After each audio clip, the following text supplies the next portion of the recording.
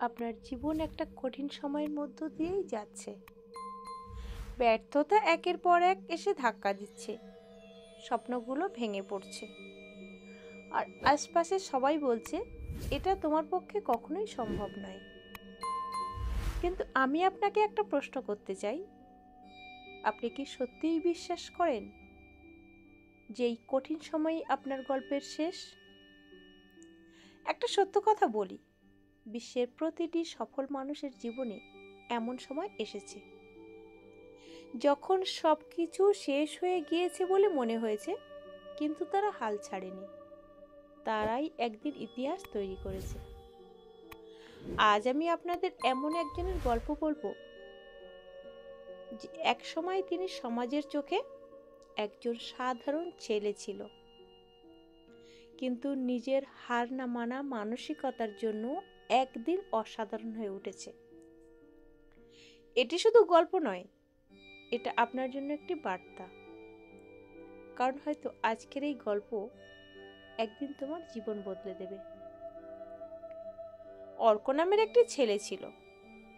পরিবারকে তার লক্ষ্য ছিল তার পরিবারকে দরিদ্র থেকে সরিয়ে আনবে। কিন্তু অর্কের জীবনে একটাই লক্ষ্য ছিল, তার পরিবারকে দারিদ্র্য থেকে বের করে আনা। কিন্তু স্বপ্ন দেখা যতটা সহজ, বাস্তবে অর্জন করা ঠিক ততটাই কঠিন। তার বাবা একটা ছোট্ট চায়ের দোকানে কাজ করতেন, মা অন্যের বাড়িতে ঘরের কাজ করতেন। সংসারে অভাব ছিল তাদের নিত্যসঙ্গী। অর্ক কিন্তু কখনো তার দারিদ্র্যকে দুর্বল ভাবেনি, বরং এই কষ্টই তাকে এত শক্ত করেছিল। তার স্বপ্ন ছিল একদিন এমন কিছু করবে যাতে তার বাবা মার কষ্ট না করতে হয়। কিন্তু জীবন তো এত সহজ নয়। স্কুলে যাওয়ার পথে বন্ধুরা দামি ব্যাগ, ভালো জামা কাপড় পরেই আসতো, আর অর্ক একটাই স্কুল ড্রেস। সেটাই 2-3 বছর ধরেই চলছে। অনেকে মজা করতো, হাসাহাসি করতো। আপনি হলে কি করতেন? হাল ছেড়ে দিয়ে বসে থাকতেন। কিন্তু অর্ক তা করেনি। সে প্রতিদিন পড়াশোনা করত রাস্তার লাইটের নিচে বসে, কারণ ঘরে আলো জ্বালানোর মতো টাকাও তার ছিল না। সে জানতো এই কষ্ট সইতে হবে, কারণ শক্ত মানুষ কঠিন সময়ের মধ্য দিয়েই তৈরি হয়। একদিন স্কুলের শিক্ষক তাকে জিজ্ঞাসা করলেন, তোমার স্বপ্ন কি? অর্ক বলল, আমি এমন কিছু করতে চাই যাতে আমার বাবার আর চায়ের দোকানে কাজ না করতে হয়। তখন শিক্ষক বললেন, এই কষ্টই একদিন তোমাকে সবচেয়ে বড় শক্তি বা হাতিয়ার হয়ে দাঁড় করাবে। এই কথাটা অর্কর মনে গেঁথে গিয়েছিল। কিন্তু জীবনে কখনো কি সহজ পথে সাফল্য দেয়? বড় হওয়ার পর অর্ক একের পর এক ব্যর্থতা দেখল। একবার একটি চাকরির ইন্টারভিউতে গিয়েছিল, বলল, আমার সার্টিফিকেট নেই, কিন্তু আমি শিখতে চাই। ওকে হেসে হেসে বের করে দিল।